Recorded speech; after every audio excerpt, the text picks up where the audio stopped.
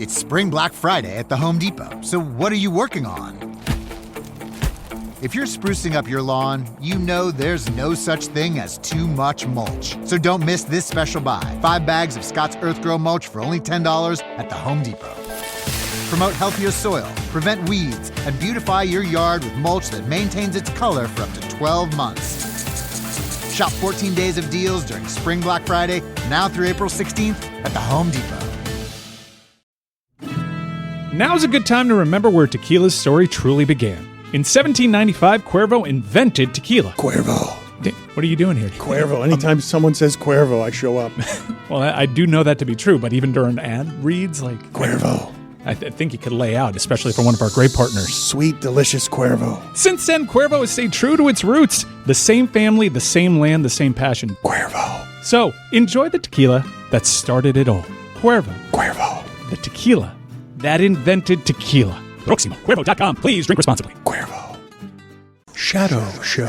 Shadow Show. Shadow Show. Shadow Show. Shadow Show. Shadow Show. Shadow Show. Shadow Show. Shadow Show. Shadowing it. Shadowing it. You guys know that I have been dabbling in mortality thoughts, which come with some legacy thoughts. And as I look at ESPN right now, Unsportsmanlike, the morning show on ESPN radio, I wonder if our legacy right now is on the bottom part of the screen where they are graphically showing what the people are talking about.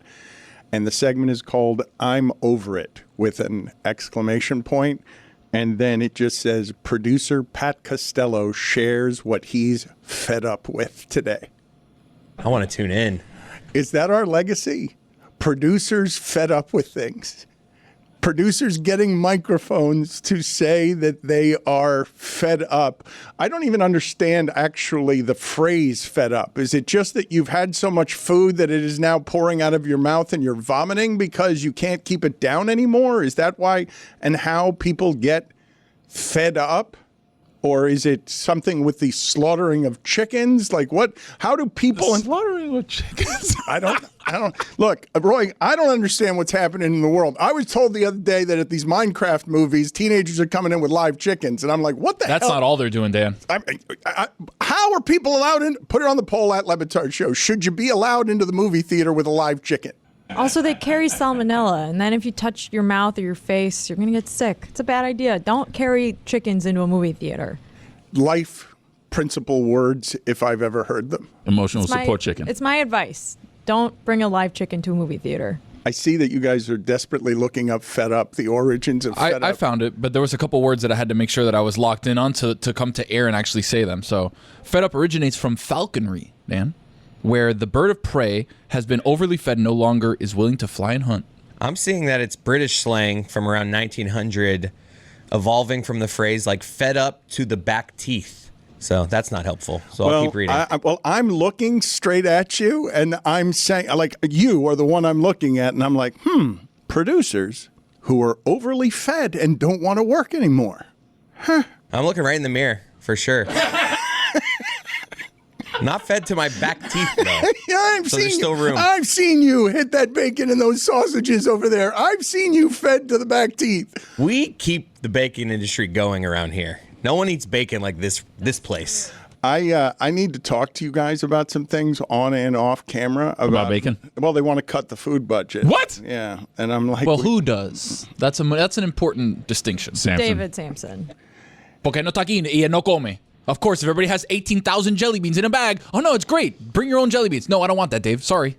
In general, I gotta get a grip on Samson because he's just careening all over the place. And I'm happy to say that I have gotten a grip on Samson because I have brought in my big friend, corporate cleanser John Amaechi, who is very expensive, to try and get a hold of whatever it is the consequences are of the decisions that David Sampson is getting very close to, so that I can find some happy medium between nobody around here will wear costumes when I tell them to and don't take away their food. Getting that friend discount? What's the deal Yeah, with that? you hired a corporate therapist because we didn't want to wear costumes. Got it. That's exactly right. And you hired David because we eat a lot of bacon. That's exactly right. This is the Dan Batard Show with the Stugotz podcast.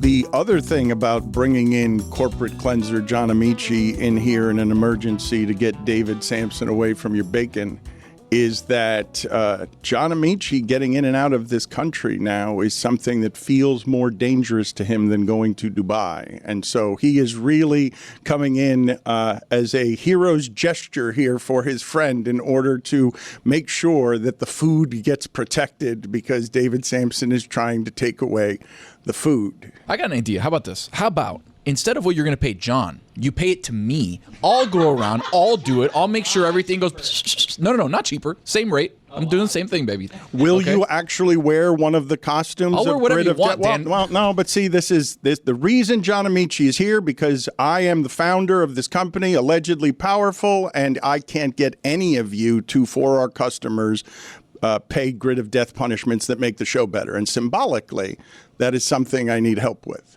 And I'm just picturing him. What am I here for? For costumes? What's happening with this? That's pretty good, man. That's pretty good. No, that was not a good. It was good. Well, it was Austin Powers. Bloody hell. Who throws the shoe? It was very subdued Austin Powers. Yes. Well, I will say in Chris Cody's defense, because he is willing to make himself vulnerable in some of the places that cause critique. Impersonations, if you're not confident in them, will immediately result in all of us seizing on what Jess did while not doing a better British impersonation. Oh, please. I do plenty of impersonations. Also, Jeremy wore a ton of costumes last year. He didn't get a raise. So what's the incentive for wearing costumes around here, Dano?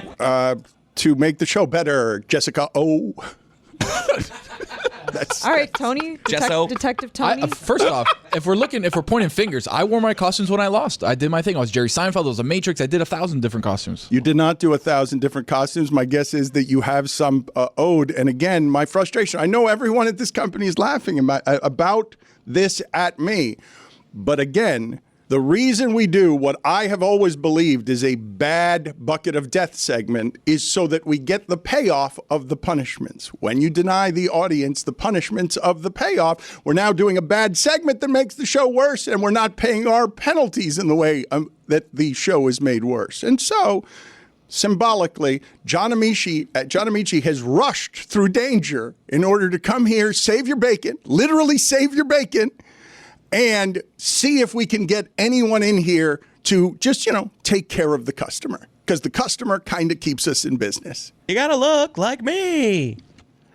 I'm not going to criticize that impersonation. You know who it was, though, right? What's up? Yeah, I'm going to ask who that is. No, you don't have to. What's up with all these costumes? What's up with all these costumes? The other thing that I will do in defense of Jessica, because we all do it, it probably was a terrible impersonation, but I also can't do one that's better. And the risk around here in leaving yourself vulnerable on song or impersonations is that everyone will pounce on you. And so it deters anyone from actually wanting to take the risk of doing the impersonation. So, corporate cleanser is in town to see if he can make everything around here better. A couple of people who are not here right now, I'm surprised by one of them, because I thought for sure that Stugotz would be here today to talk about Rory McIlroy, to call him either Rory McIlroy or make him black by calling him Rory McIlroy, but he is not here today. And he will be here tomorrow. I don't know if he's home celebrating that golf had a moment yesterday. It's hard for golf to come by moments.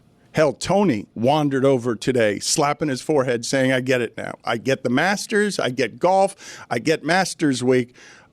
Chris, have you been trying to talk to Tony about Masters Week? Have you been trying to convince him? Because yesterday sold it. I'm skeptical of Tony because he came in. Now I get it. I get it with the Masters. I'm interested to hear his take because it feels like there's going to be a pinch of sarcasm in it. No, there's no pinch of sarcasm. I was watching. Obviously, we had an incredible game, last game of the day in the NBA yesterday. We had Clippers versus Dubs, which was incredible. We'll get to that later. But as that game finished, I was like, you know what? Let me go check out what's going on over at the Masters. See what's I put on CBS. We've got Rory coming down. We got Justin Rose, practicing, and they're going to him. The thing is, here's the ticket, Dan. Here's what I realized. Oh, I get it. I had the baby on top of me. She's sleeping. She's taking a nap. I kind of wake up from a little bit of a nap Sunday myself. Masters is great for that, by the way. All Sunday, of a sudden, the early holes Sunday Masters, put it on the poll at Batard Show. Early holes Sunday Masters, good for a nap. All of a sudden, my daughter's asleep. I kind of wake up from a little bit of a slumber after the post overtime game. And I'm like, oh, I get it. This is nice, relaxing. Look at Justin Rose practicing. He's hoping he's got one more shot. Oh, no. Rory's got one putt to sink. If he makes it, he's got the green jacket. He's got the career Grand Slam. It's over. He missed it. Oh, my God, we got a one-hole playoff. I was locked in, Dan. I get it now. Next Masters, I'm going to be in. I can't believe the roller coaster that was that round. Rory tried so hard to Rory. He tried, like he wins it, and there's some randomness involved with this. He gets to win. Congratulations. It's the great story. In fact, I would tell you now how many open stories are left in golf that could feel like that one, because it's pretty cool when someone cares like that. When you see someone who's a decorated champion, you have to understand, for all the criticism of Rory McIlroy not winning over the last decade, he has made a wildly lucrative, great career. He is exceptional at golf. He's one of the most popular golfers that there are. But he had a hole on his resume that he was carrying around in a way that hurt him, that didn't feel complete. And so I want to talk about that with you guys, and I also want to talk about that Clippers-Warriors game, because that was a lot of fun, and no one wants to play the Clippers. That team is dangerous, and that team has the legitimate chance, if they stay healthy. I said this last year of the Clippers, they're better this year. If that team stays healthy, they have the chance to be the single most surprising champion in NBA history after trading Paul George. But before we get to that, Greg Cody is also not here today, because he is finally having that procedure done for whatever that thing is over his belly button, which I want to have brought in here. Please, Chris, tell me that you have told your father that he has to bring it with him after surgery to put in a glass case to see if we could top what I believe to be the greatest achievement in this show's history, which is getting thousands of people to walk in a line like a pilgrimage toward a glass case that had Greg Cody's toenail in it. There's a little bit of confusion here, and we don't think he's getting something removed. We think he's getting a body part pushed back in. Oh. Yeah, and then they're putting it essentially like a netting to a wiring that will keep it pushed back essentially. I would like for you to please make sure that he gets some sort of remnant, heirloom, something. Dan says, cut something out of Greg. We need a bit. Physical flesh, not just a bit. I need to conquer the single greatest achievement in this show's history by doing something even more disgusting and a waste of the platform and power than having a pilgrimage of thousands of people to see a toenail, to see this thing that grew above Greg Cody's stomach. Can we please go to what I believe was the greatest moment that we had during 24 hours of freedom, when we did a bunch of programming with every talented person in our universe for 24 hours. And I don't think there was any programming better than what we showed at 4 a.m. after Adam McKay and Neil Brennan had spent a couple of hours reviewing Neil Brennan's movie. We got to see Greg Cody with a doctor in Indiana, Chris, a doctor who was up at 4 or 3 in the morning to do this examination from afar. Yeah, but first I want to describe it to you so you're not too shocked. My navel is a small round circle, like the kid in Home Alone. And then above my navel is what looks like a broad, wide nose. I have a nose above my navel. Now, can I show it to you and you tell me what's wrong with me? Let me ask you a couple of questions first. How long have you had this? Can you remember? My whole life. I cannot remember not having it. Okay. And does it come and go, or is it always there? It's always there.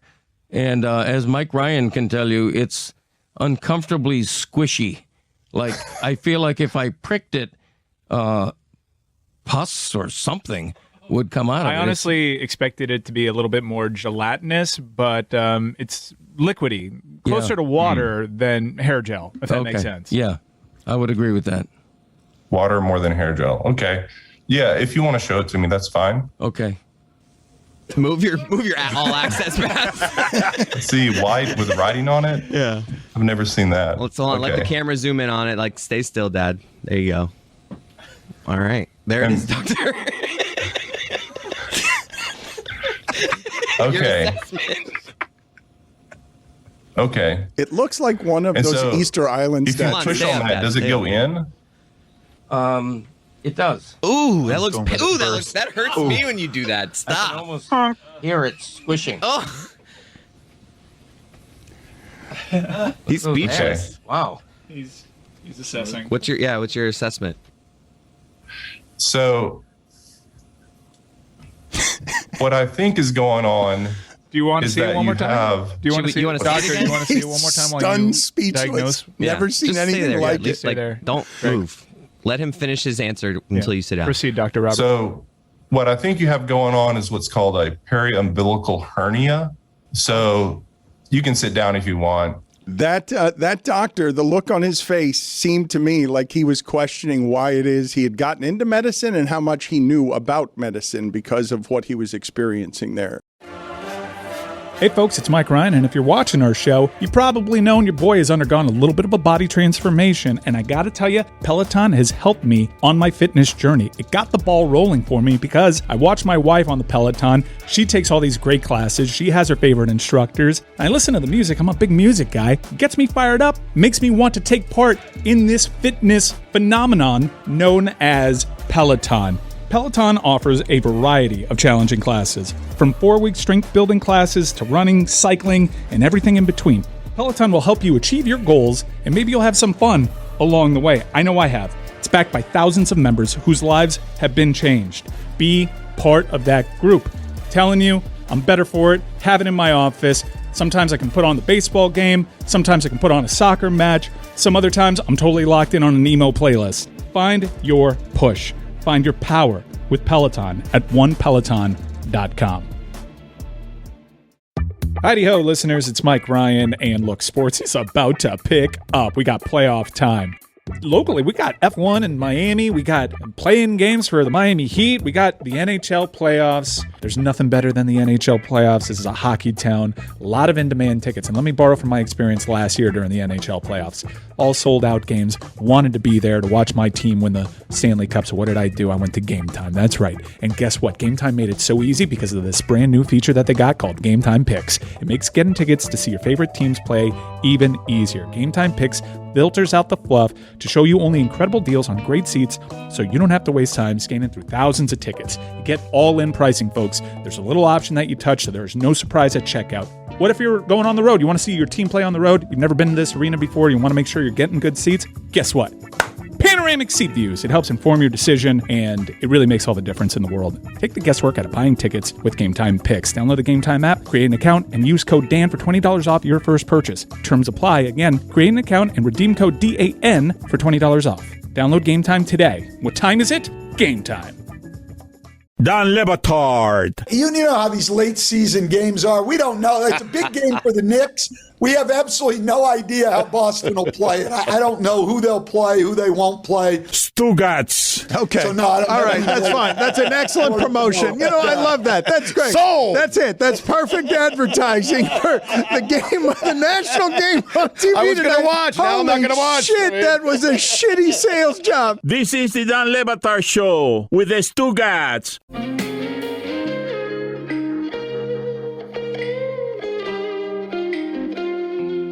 Mike Ryan has now returned. How was your corporate cleansing? Did it feel good? It's fine, Dan.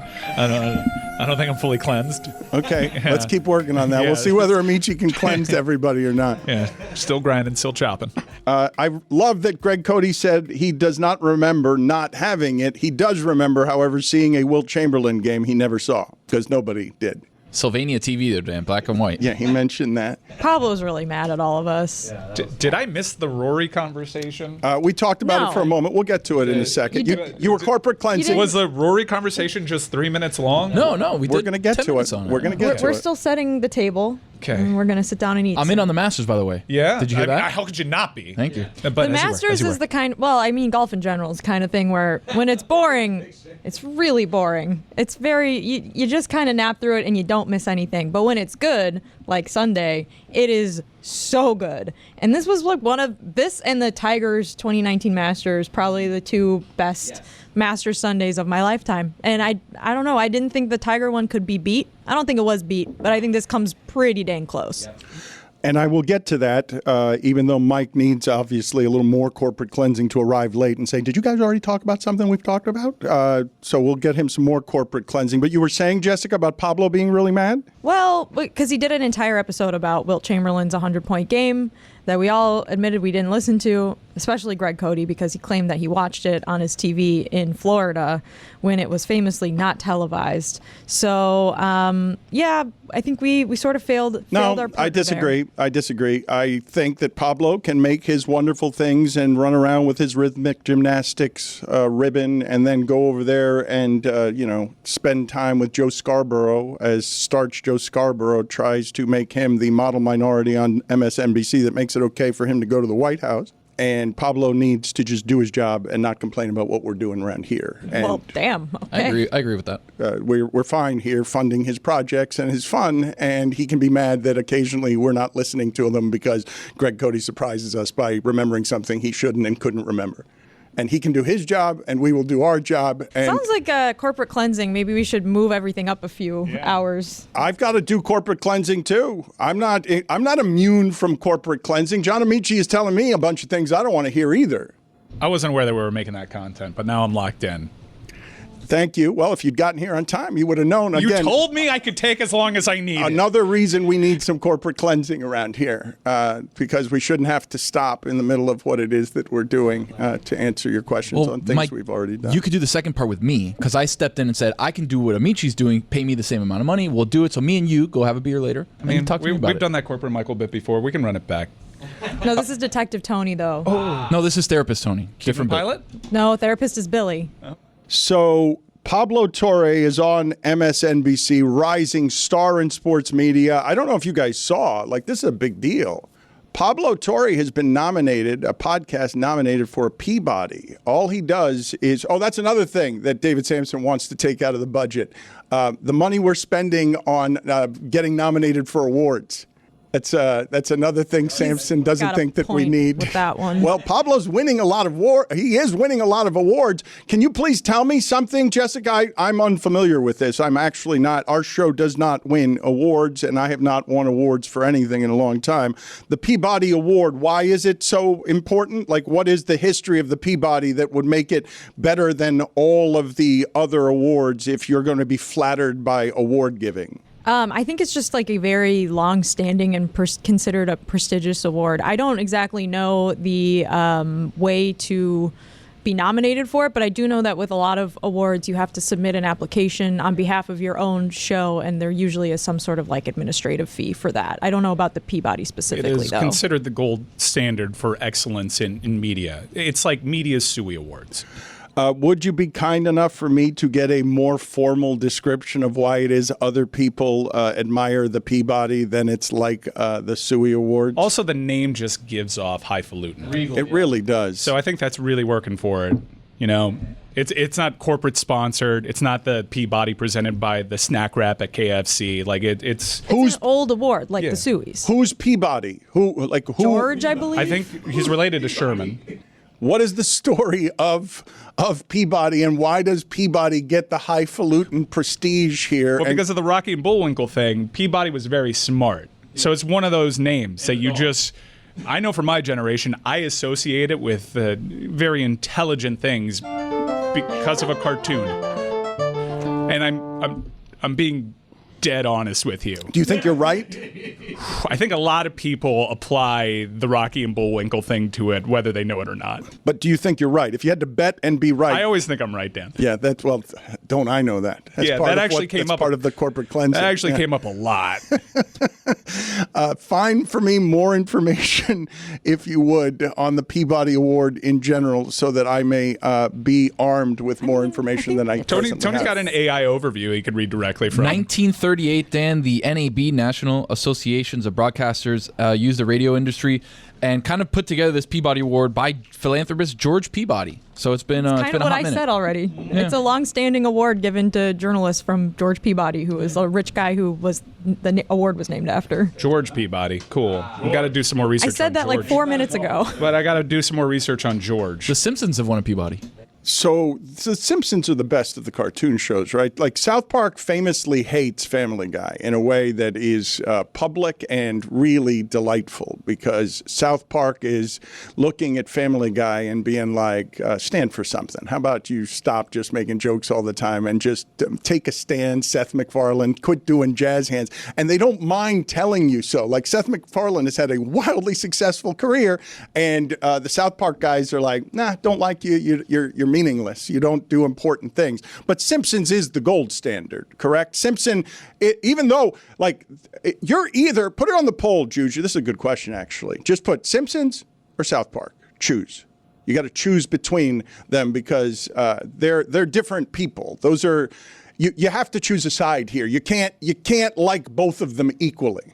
I do like them both. I don't like them equally. I like South Park more, but South Park also being a cable show could get away with more than Simpsons, which starting in the early 90s was on network television, appealing to certain family aspects that South Park didn't have to. I'm really excited that South Park is coming back, given everything that's going on in the teaser. 27 years, 28 years? The teaser that they dropped is really South Park getting back to pop culture commentary, satire. So I'm really excited about that. I'm more of a South Park guy. I never really was a Family Guy guy, even though it was pretty funny. There was that South Park episode where they basically accused their writers of being a bunch of manatees that would just randomly pick different balls floating up in a tank to do their sketch. And I thought they did that very smartly. But I'm a South Park guy. At Le Batard Show, choose Simpsons or South Park. Is it indeed 27, 28 years? Because both of those shows, I don't think that people understand. We have gotten crawling on our knees to 20 years. How hard it is to keep that ball up in the air over all of the things that can happen over 30 years, to continually and consistently make content that stands out. One of the things, somebody else who is doing that, who I have actually admired the run of his show, as I've lost admiration for some of the things that he has done most recently, Bill Maher traded everything to sit at a table with Trump just because he wants the power of being next to Kid Bob and Trump. And so Bill Maher now tries to normalize Donald Trump, because Donald Trump invited him to his house to have dinner. And Keith Olbermann, among others, is saying, quote, "I've known Bill since 1978. He was a shameless opportunist with no real principles then, and he remains so. This is so he can keep his HBO show." This is something that's happening, and it's one of the reasons that I wanted us to have freedom in 2024 with the microphones. Like, when my friend John Amaechi comes to this country and is legitimately scared more than coming to Dubai because he's gay and black and because this country seems more hostile than it has been in a long time, when that person is scared, some of the things happening while you laugh at dinner with Donald Trump are, and while Pablo's Scarborough from Morning Joe goes to the White House and normalizes some of the shit by saying, well, he's human. He laughs, but he's a pathological liar, because now he's putting out on his health certificate that he's 6'3", 224 pounds. I'm going to say that again. Donald Trump is telling us that he's 6'3", 224 pounds. Can you guys just roll some athletes that are 6'3", 224 pounds, or roughly thereabouts? And I know muscle weighs more than fat, but it doesn't weigh this much more than fat. Are you suggesting that Donald Trump might be lying? Pathological liar. We put up there 6'3", 225. That's wrong. It's 224. Like, he went out of his way. They're not going to believe 225. Let me make it a little more detailed. 225 sounds too clean. They're not going to believe that. Let me give you that little extra detail that pathological liars need to have. 6'3", 224 pounds. Why do you have to lie about that? Now, I understand a lot of people lie about their height and weight. To make it official, though, like why? How can it has to be because it's pathological, right? It has to be because, like Stugotz, there's more fun in lying than there is in telling the truth. Well, I mean, if he's going to lie about other things, it stands to reason he would not be fully forthcoming with the thing that most everyone lies about, their height and weight. I know, but putting it on, just making it official when it's just asinine, where it's a lie that can be checked by your eye. Like most of the lies don't get checked by the eye. I got to tell you, they have... This, keep your eye on the ball, though. This is just like the Gulf of America thing. That's why that placard's still in that office, to just rile you up and get your focus over there. You want to get your focus on the weight and, height and weight. You won't worry about how, are we tariffing laptops or are we not? Are we tariffing the battery inside? Is there a message? Are we all on message? Or are we just pausing, unpausing again? So I really, it's not the first time he's lied about his height and weight. It's just the most recent time. No, but he's losing weight now. He was 240 before when he was lying about his weight. Secretary. Now he's 224. Just please roll that again, please. Roll and roll as many athletes as you can find over the course of the He is getting a lot of golf in, though. So, I mean, even more than the last time. So, maybe he does look a little bit better. Anyway. He looks good. No, he doesn't. He looks terrible. Guys, tech is not really my thing, and as I'm trying to build out a website recently, I'm really starting to feel kind of frustrated. Do you ever feel overwhelmed trying to manage your web hosting while juggling a million other tasks, sort of like I do? Even if tech isn't your thing, like me, Kinsta's managed WordPress hosting is just a relief. Their expert team handles it all. And with Kinsta, there's always a human ready to help rather than an automated bot. We've all been there. Something goes wrong, you just need an answer or some help. But instead of being able to ask a question, you're dealing with some fancy AI-powered chatbot who doesn't understand your issue. That's not going to happen with Kinsta. There's always a real-life human ready to help out. Kinsta will give you peace of mind and let you focus on your business rather than dealing with tech issues. For us, that means more time watching games and getting you the best takes possible without having to worry about troubleshooting tech issues. Tired of being your own website support team? Switch your hosting to Kinsta and get your first month free. And don't worry about the move. They'll handle the whole transition for you. No tech expertise required. Just visit kinsta.com/Dan to get started. That's KINSTA.com/Dan. Dan Le Batard. I win in the margins. I'm like, you're Moneyball of sex. I'm basically Scott Hatterberg. A lot of Stugotz. A lot of walks, but I'm on base. When it comes to sex, A lot I'm of Scott foul Hatterberg. tips. Other dudes, they can be Giambi. You know your role, you play well? I know my role. This is the Dan Le Batard Show with the Stugotz. Rory McIlroy ends up showing us something that we are desperate to see from our athletes, and golfers. Show us that you care as much as we do. Show us that it means something to you after not winning a major tournament in 10 years, and this one being the hole on your resume. It is really rare to see someone that happy putting on the green jacket at the country club because they are pretty staid about their emotions there. When Jessica mentions Tiger and the Masters, I think I could say to the entirety of the audience, one snapshot, all time, golf, give it to me. And it's Tiger chasing a putt at the Masters to the hole and then showing you the emotion of that robot that you know that has been like groomed since birth to be a robot that doesn't have a lot of public emotion. If you give me one snapshot on golf, not this century, ever, the one I'm going with is Tiger following a putt to the hole, pointing at it, and then just coming through with the emotion of it.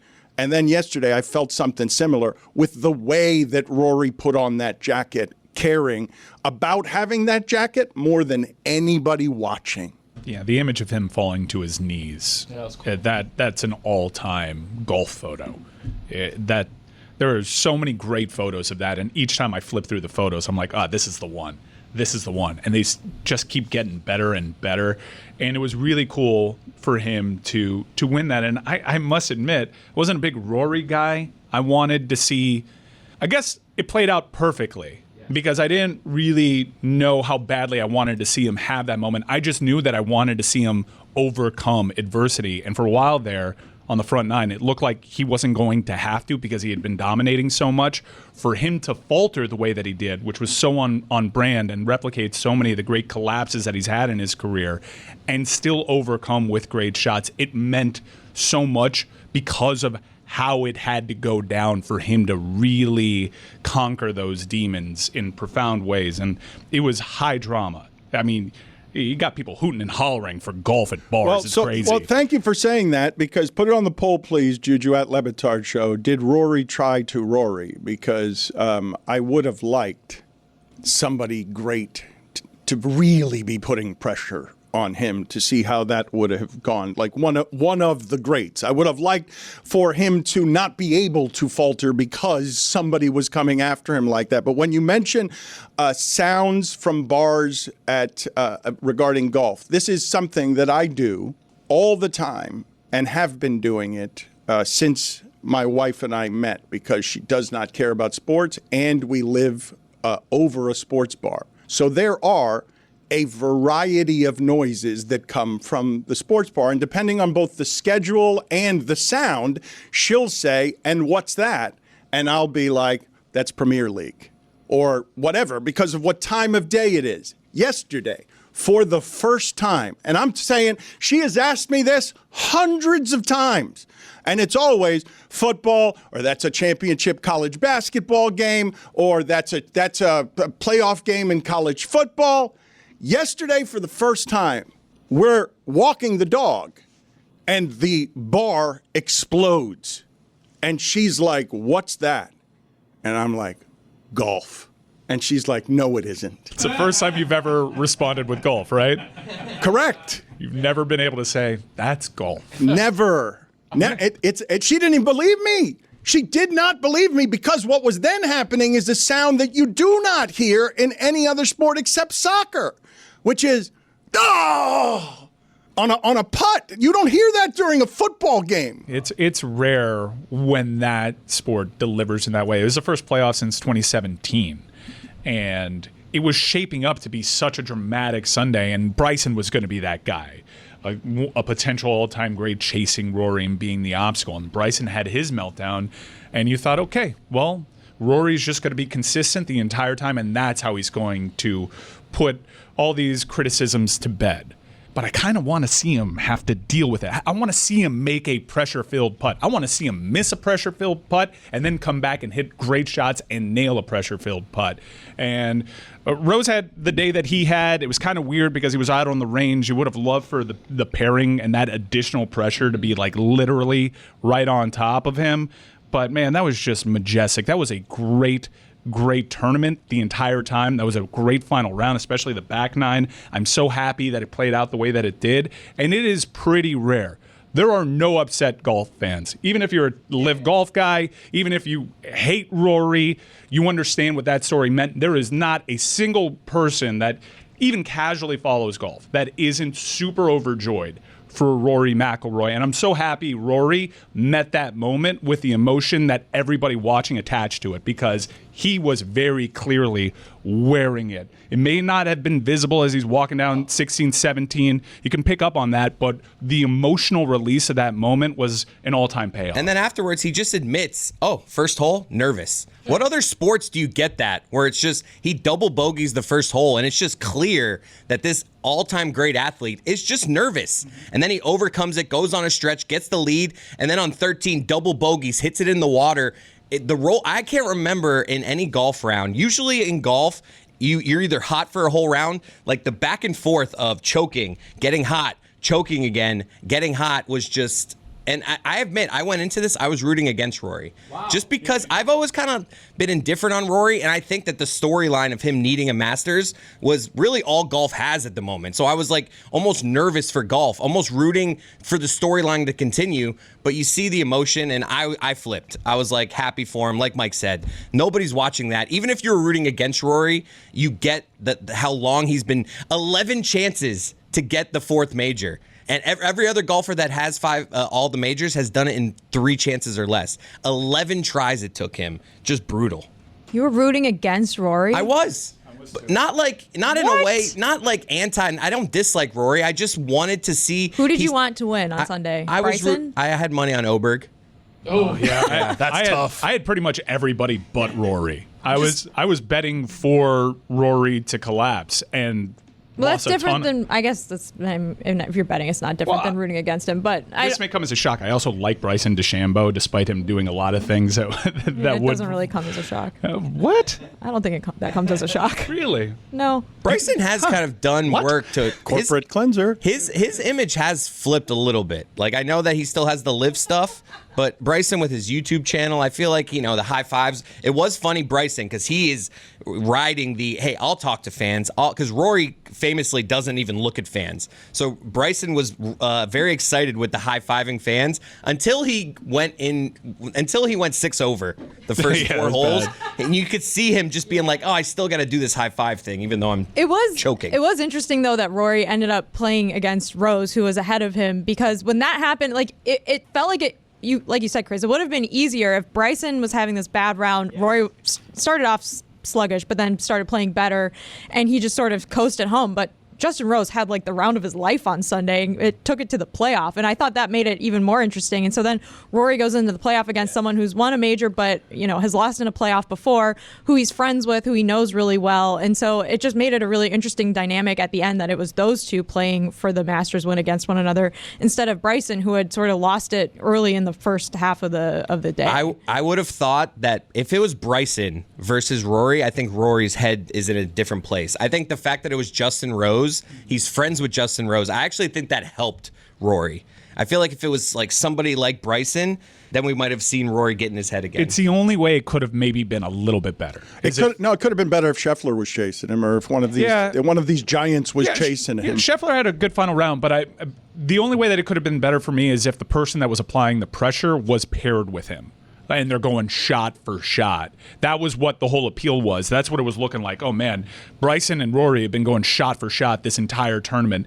Hopefully they deliver on Sunday. Bryson didn't hold up his end of the deal, because that's an additional pressure. Now you're going to have to make this putt with Bryson DeChambeau over your shoulder. It's a different kind of pressure, and it's the only way that you could have framed it a little bit cooler. I believe there are other ways to have framed it cooler by just making it something that didn't allow him to Rory, because he was still Rorying and not paying for it because he was compensating, but there could have been someone out there making him pay for that. Like somebody who's better at golf than he is, even though he's exceptional at golf. Yeah, he fell back to the tide. There were guys that had great rounds, Scheffler among them, but it was just they had to make up too much ground there. So, like, I hear you. I don't disagree. I'd much rather Scotty Scheffler be standing over his shoulder, but the distance between them heading into the final round was such that it was Bryson. That was supposed to be the guy that held up his end of the deal, and he didn't. I also think that him having some pretty bad shots actually made for a better final round, because then he had to make some of the literally like the best shots of his life to win it. And like he put the pressure on himself by choking a couple times, but then it turned around and it was like Chris said, it was like one hole you were like, Jesus Christ, man, like you were blowing it. Yeah. And then the next hole is like, holy shit, that was incredible. I don't know how he put it through the trees and got it that close to the pin.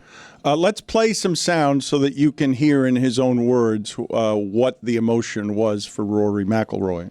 But, there's talking about it and actually doing it. And, yeah, today was difficult. I was unbelievably nervous this morning, really nervous on the first hole, as you witnessed with the double. But, as I said, that sort of calmed me down. And, I was able to bounce back and show, that resilience that I've talked about a lot. And, it was a heavy weight to carry, and thankfully now I don't have to carry it, and it frees me up, and I know I'm coming back here every year, which is lovely.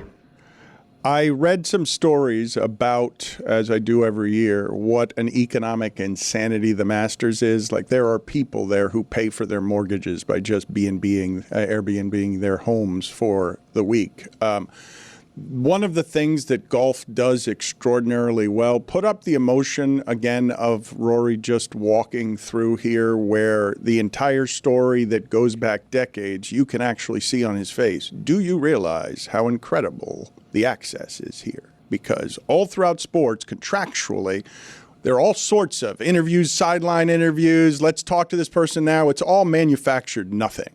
Look at this as the access where you are closer to this human being than anyone in the world, as he feels the best things he's ever felt at golf. And one of the reasons this tournament is because of how sacred the televising of it is, and Nance is whispering the whole time that he's talking about this. Oh, the production knocked it out the park. That was just such a well-produced moment in time, and the afterglow was just delivering and made it that much better. I remember like the celebration more than the tremendous day of golf, and it was awesome.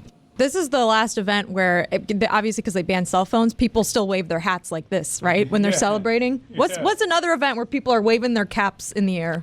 Horse racing, they still do it, right? I've never seen it. Yeah, I think at the Kentucky Derby, it's still part of the... People wave their caps? Yeah, it's still part of it. Oh, man. Can we shout out the camera guy walking backwards with Rory through this? Because I'm telling you, there's a lot of hills. This is not an easy walk to walk backwards. He did it for like Shout out to his grip, who probably has a hand on the back, coiling, saying, go this way, go that way. Do me a favor, please, video, and I will wait and filibuster for you to do this, because the best camera work that I saw this weekend before this is when somebody on Twitter sent out what they called the best camera work they've ever seen of a diver being attacked by an octopus. Please find that video so that we can play it here. But in the interim, can you find me an artificial intelligence Stugotz? This is part of what I'm working with John Amaechi on, seeing what we can do to improve our corporate culture around here. Can we get some Stugotz talking about what it is that he witnessed yesterday? Because I'm assuming that most people want to hear Masters Week, Dano, from Stugotz. And also, I want to put some bets in for tomorrow on whether, when Stugotz gets here tomorrow, how many times he will call him McIlroy instead of McIlroy, because he's got a weird golf dyslexia that only applies to Rory. The screen right now, this is the cameraman walking with his guy behind him, guiding him where to go. Shout out to both of them. The grips, they never get the credit they deserve. Shout out to the grips. Oh, Dano, I thought you'd never get to me. Masters Week. Rory, congrats, McIlroy. You finally did it. Now do it again next year. And do it without a playoff. Playoffs. Best words in sports. Top 5 best words in golf. Number 5, hole-in-one. Number 4, Augusta. Hole-in-one is not a word. Number 3, hello, friends. That's not a word either. Number 2, playoff. Number 1, it's Sunday and Tiger's in the hunt. Put up that video of an octopus attacking a scuba diver's face. This is good camera work right here. Folks, listen up. They're here and they're hot. Get ready, because Jimmy John's is turning up the heat. After years of perfecting the cold sandwich, toasted sandwiches are finally here. Try one of their 3 all-new toasted creations. The Toasted Chicken Bacon Ranch, all-natural chicken, creamy home-style ranch, applewood smoked bacon, melted provolone, fresh veggies, all on a perfectly toasted French bread. Good God, does that sound delicious. Or the Toasted Roast Beef and Cheddar, premium roast beef, melty cheddar, creamy horseradish sauce, crispy fried onions, fresh veggies, golden toasted French bread. It just keeps getting better. And the Toasted Ultimate Italian, salami, capicola, smoked ham, applewood smoked bacon, melted provolone, shredded Parmesan, fresh veggies toasted to perfection. Or take your favorite Jimmy John classics like the number 9 Italian Nightclub or the number 11 Country Club and get them toasted. Order now at jimmyjohns.com, on the Jimmy John's app, or stop by your local Jimmy John's today. Heidi-ho, listeners, it's Mike Ryan, and look, sports is about to pick up. We got playoff time. Locally, we got F1 in Miami. We got play-in games for the Miami Heat. We got the NHL playoffs. There's nothing better than the NHL playoffs. This is a hockey town, a lot of in-demand tickets. And let me borrow from my experience last year during the NHL playoffs. All sold-out games, wanted to be there to watch my team win the Stanley Cup. So what did I do? I went to Game Time. That's right. And guess what? Game Time made it so easy because of this brand new feature that they got called Game Time Picks. It makes getting tickets to see your favorite teams play even easier. Game Time Picks filters out the fluff to show you only incredible deals on great seats so you don't have to waste time scanning through thousands of tickets. You get all-in pricing, folks. There's a little option that you touch so there's no surprise at checkout. What if you're going on the road? You want to see your team play on the road? You've never been to this arena before. You want to make sure you're getting good seats? Guess what? Panoramic seat views. It helps inform your decision, and it really makes all the difference in the world. Take the guesswork out of buying tickets with Game Time Picks. Download the Game Time app, create an account, and use code DAN for $20 off your first purchase. Terms apply. Again, create an account and redeem code DAN for $20 off. Download Game Time today. What time is it? Game time.